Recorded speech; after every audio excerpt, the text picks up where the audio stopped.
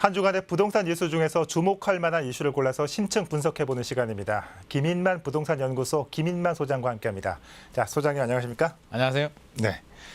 자, 한 주간에 많은 이슈가 있었습니다. 어떤 부동산 뉴스가 이목을 끌었습니까? 계속 매주마다 이슈가 나오고 있는데 최근에 변곡점 논란도 있었고요. 네. 사전 청약도 이제 4차 사전 청약이 시작되기 때문에 입주자 모집 공고가 나왔습니다. 그래서 여러 가지 이슈들, 공급 계획들 계속 진행 중입니다. 예. 자, 먼저 최근 이슈가 되고 있는 서울시의 신속통합기획에 대해 살펴보겠습니다.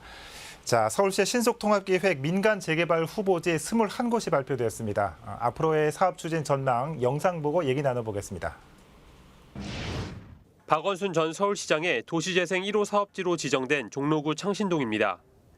868억 원이라는 거금이 투입됐지만 뚜렷한 효과를 보지 못하고 여전히 노후된 상태입니다. 불나면은 서방차도 못 가고 구급차도 못 돌아간다고. 이게 뭐한테 필요해요? 사람 안 다니는데 이 돈.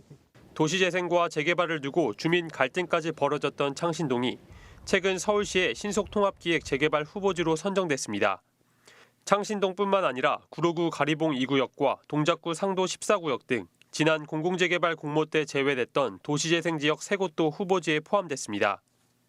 오세훈표 정비 사업으로 불리는 신속통합기획 민간 재개발 사업은 민간 주도 개발에 공공의 지원이 결합된 형태로 규제 완화를 통해 사업성을 끌어올리고 사업 기간을 단축한다는 취지로 만들어졌습니다.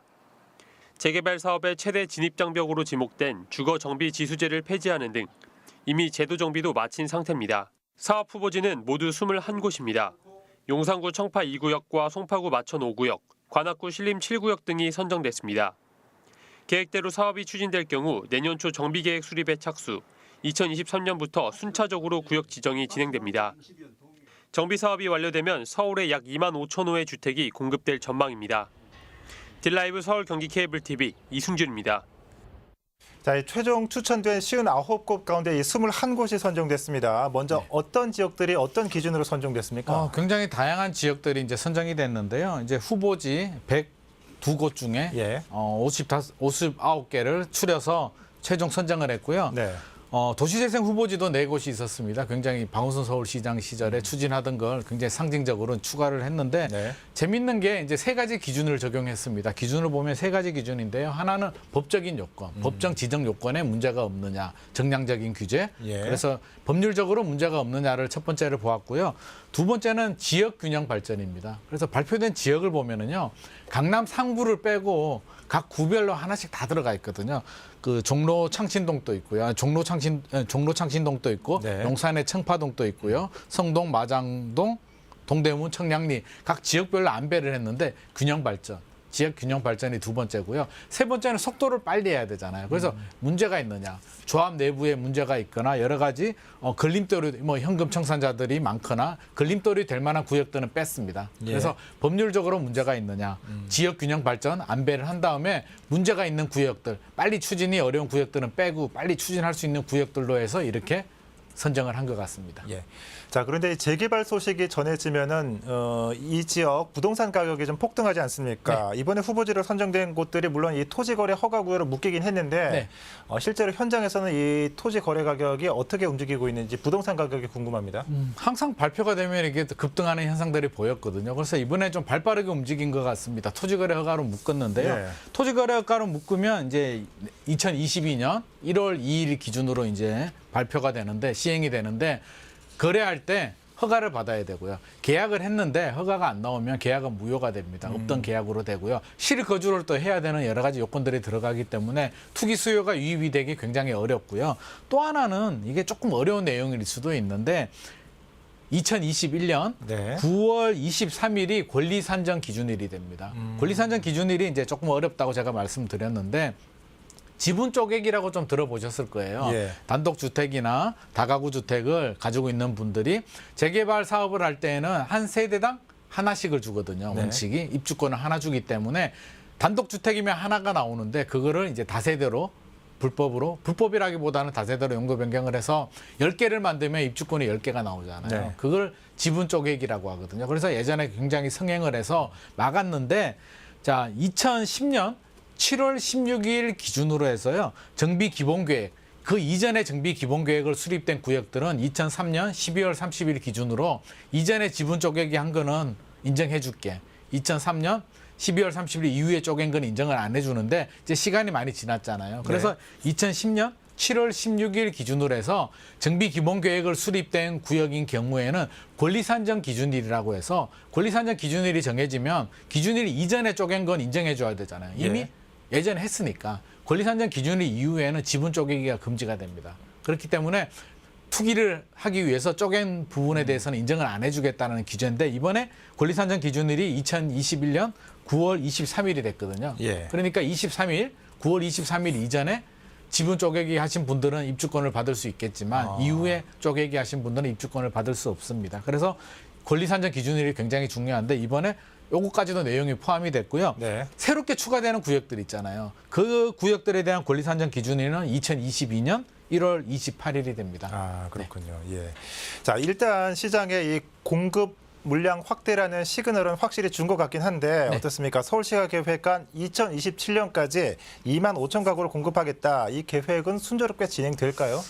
이게 순조롭게 진행이 됐으면 좋겠는데요. 일단 긍정적인 부분은 분명히 있습니다. 기존에 5년 구역 지정까지 5년 정도 걸리는 거를 2년으로 단축한다라고 하니까 굉장히 한 3년 정도 또는 굉장히 4년 정도 굉장히 이득을 보는 거고요.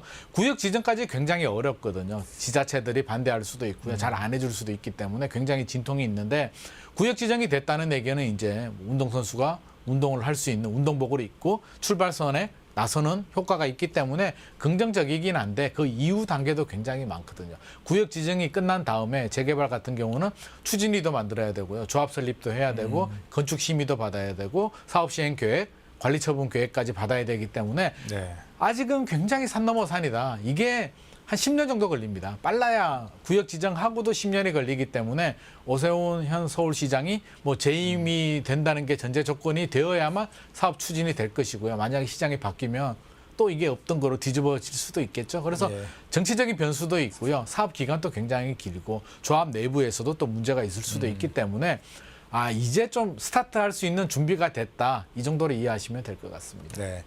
자, 이와 함께 이 서울시가 최근 SH가 지은 아파트의 분양 원가를 공개했습니다. 이와 관련된 내용도 살펴보도록 하겠습니다. 자, 소장님, 이 SH가 조성한 아파트 분양 원가 어떤 항목이 어떤 방식으로 공개되는 겁니까? 총 71개 항목이 공개가 되는데요.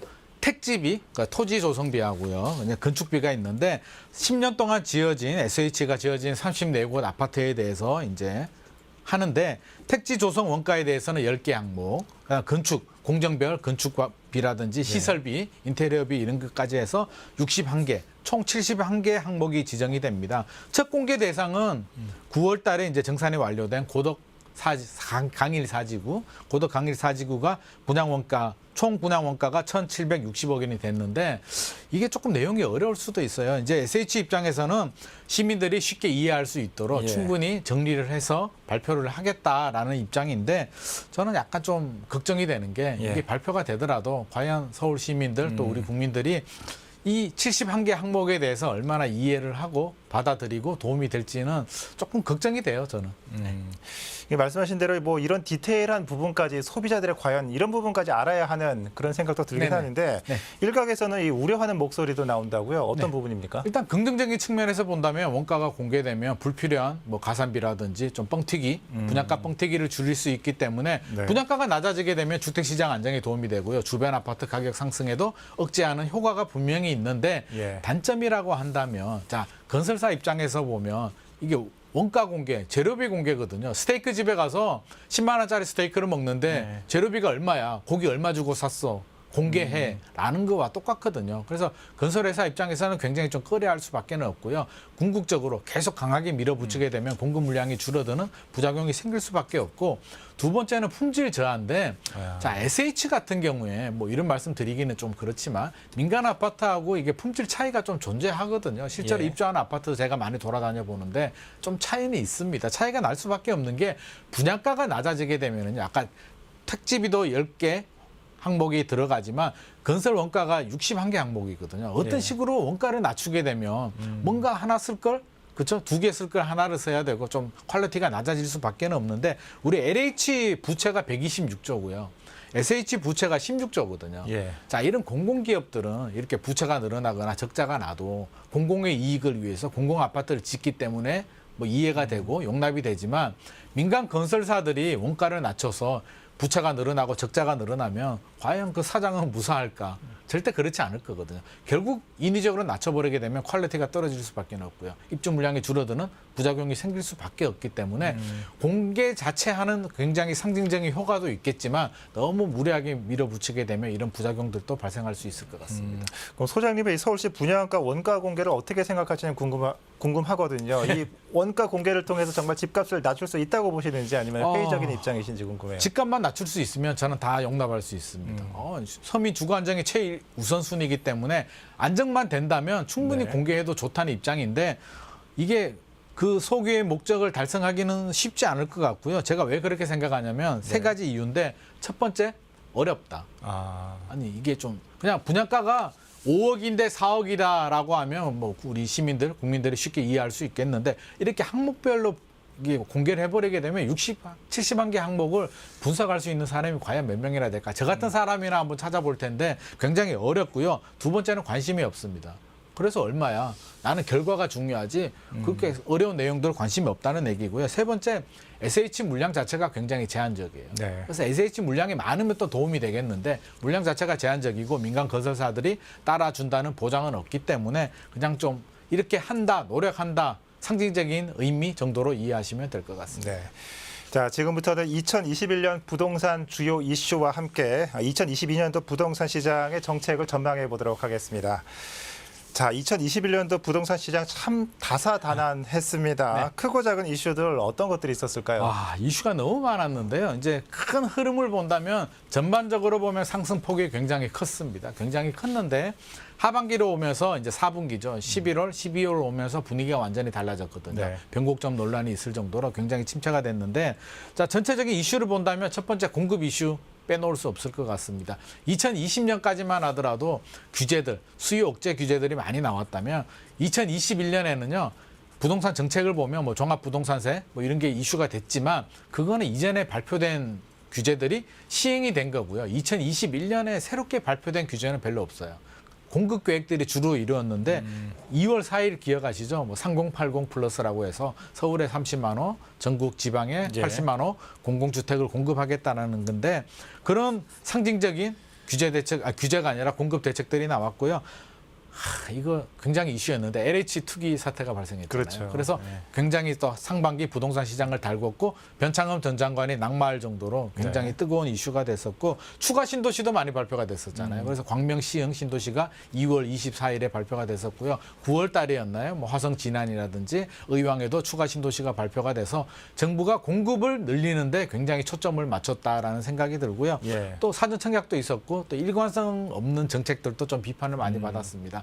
특히 9월 달 넘어서면서 뭐 한다라고 했다가 안 한다고 했다가 최근에는 공시가격 가지고 이슈가 굉장히 됐었는데 우리 국민들이 굉장히 좀 피곤했던 것 같고요. 마지막까지도 12월까지도 굉장히 혼란스러웠기 때문에 2022년은 좀 일관성 있는 정책을 해서 국민들이 네. 좀 편안한 마음을 가지고 주택, 집값 때문에 더 이상 스트레스를 좀 안 받았으면 하는 마음입니다.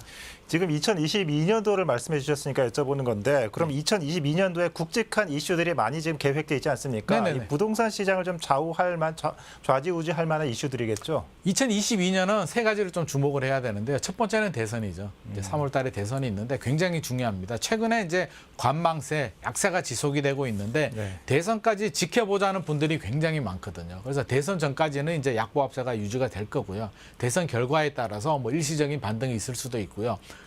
추세 하락이 있을 수도 있는데 어느 후보가 된다라고는 뭐 저도 모르겠지만 사실 분명한 사실은요. 지금 많은 기대를 하고 있지만 야당 후보가 되든 여당 후보가 되든 어느 대통령이 되더라도 급격한 정책 변화는 어려워요. 시장 상황을 보고 필요한 정책들을 펴기 때문에 그 점은 분명히 좀 알아두셨으면 좋을 것 같습니다. 누가 되면은 완전히 뭐 이렇게 가고 누가 되면 저렇게 가고 이렇게 극단적으로 보지 마시고요. 항상 부동산 정책은 시장 상황에 맞춰서 움직인다는 점을 좀 생각을 해야 될 것 같고요. 두 번째 이슈는 기준금리. 이제 두 번 2021년에는 2번 올렸는데요. 예. 2022년 또 한국은행에서 2번에서 3번 정도 올릴 거라고 예고하고 있고요. 미국도 테이퍼링이 끝나고 나면 기준금리를 3번 정도 올린다라고 합니다. 그러면 확실한 기준금리 인상 추이로 접어들게 되고요. 2024년 5년까지 기준금리가 올라갈 수도 있기 때문에 이런 그 정책 흐름, 그 금리 정책 흐름을 반드시 예의주시를 좀 해야 된다는 점 반드시 명시해야 되고, 마지막으로는 전세 시장. 네. 우리 내년 2022년 8월 이후에 전세 시장은 또 좀 불안해질 수도 있거든요. 그래서 전세가 불안하게 되고요. 전세 가격이 올라가게 되면 매매 가격을 떠받쳐 주게 되고요. 밀어 올리는 이런 부작용이 생길 수도 있기 때문에 전세 시장까지도 좀 예의주시하면서 우리가 충분히 관망하면서 시장 상황을 좀 지켜봐야 된다는 말씀 드리고 싶습니다. 자, 그렇다면 2022년 부동산 마지막 질문으로 좀 짧게 좀 답변 부탁드릴 텐데, 하락세일까요? 아니면 그럼에도 불구하고 우상향을 할까요? 저는 우상향은 조금 어려울 것 같고요. 물론 지역에 따라서 일시적인 반등은 있을 수도 있겠는데 저는 약보합세 정도 예상이 되고요. 네. 물론 대선 결과에 따라서 약간 반등이 있을 수는 있는데 궁극적으로 본다면 기준금리도 올라가고요. 우리 과도한 상승에 대한 피로가 분명히 존재하고 있기 때문에 그렇게 과거 3년처럼 그렇게 올라가기는 좀 어려울 것 같습니다. 네, 자, 2022년도 부동산 시장을 전망해봤습니다. 자, 2022년도에는 이 신뢰감 있는 부동산 정책과 시장 안정화를 기대해 보겠습니다. 지금까지 서울시 부동산 정책 추진과 부동산 주요 이슈 및 전망에 대해 김인만 소장과 함께 살펴봤습니다. 자, 소장님 오늘 말씀 잘 들었습니다.